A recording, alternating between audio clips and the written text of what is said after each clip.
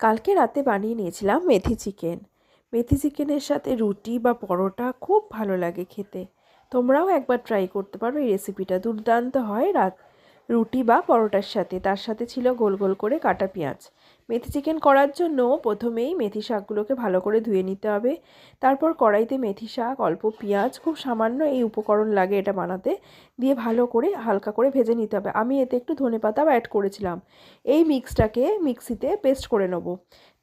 তারপর তেলের মধ্যে মেথি ফোড়ন দিয়ে তার মধ্যে আগে থেকে দই আর নুন দিয়ে গোলমরিচ দিয়ে মাখানো চিকেনটাকে ভেজে নেব। এই যে পেস্টটা রেডি হয়ে গেছে, এই পেস্টটা এবার এই চিকেনটার মধ্যে অ্যাড করে দেবো। ব্যাস এইভাবে একটু নাড়াচাড়া করতে করতে পরিমাণ মতো নুন আর চিনি আর অল্প হলুদ গুঁড়ো, লঙ্কার গুঁড়ো খুব সামান্য সামান্য করে এর মধ্যে অ্যাড করে দেবো। তার মধ্যে মশলা ধোয়া যে জলটা ছিল সেটাকেও অ্যাড করে দেবো। এইভাবে কষাতে থাকবো। মোটামুটি কষে কষে যখন দেখব একটু ড্রাই হয়ে গেছে, তখন আরে একটু গরম জল অ্যাড করে দেবো মাংসটা সেদ্ধ হওয়ার জন্য।